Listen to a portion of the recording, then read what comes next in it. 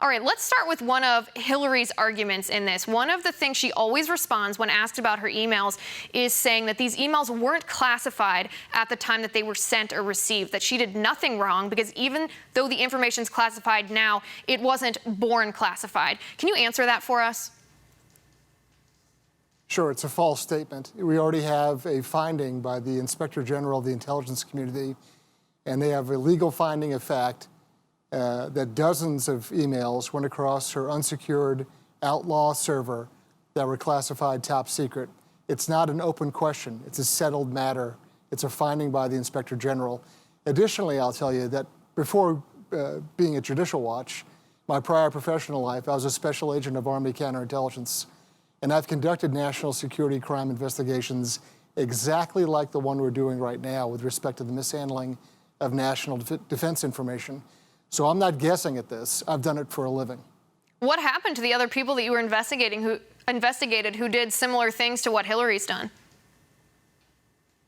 Well, at the kindest, softest level, I can tell you that I personally escorted a lieutenant colonel in the United States Army out of headquarters U.S. Army Europe in Heidelberg, Germany, an otherwise honorable, honest, good serving officer, but he made a very grave error with respect to the handling of national defense information.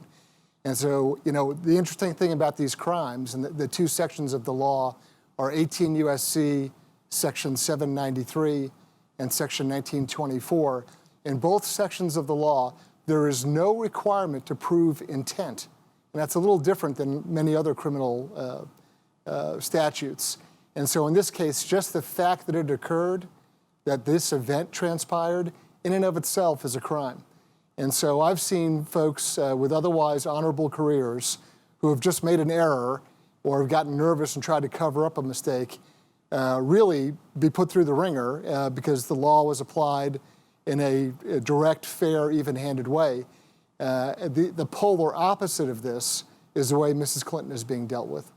All right, I'm glad you brought up the legal aspect because I wanted to ask you which laws exactly were broken, because we hear a lot about espionage laws potentially being broken, or that she signed a non-disclosure statement, or that she violated public record laws. What exactly did she violate at the beginning? Not the lying that she's done now, not the cover-up, but initially what was violated?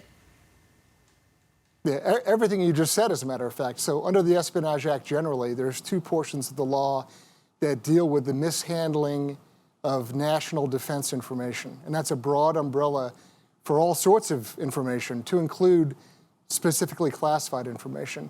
And the two items of law that I cited to you, 793 is the felony level violation of the law. 1924 is the section General Petraeus, you may remember, was prosecuted under. And he pled out to two violations or counts of 1924 that resulted in him getting a $100,000 fine, and of course, disgraced, obviously, in the media because of what he had done. What Mrs. Clinton has done, is light years beyond what General Petraeus has done.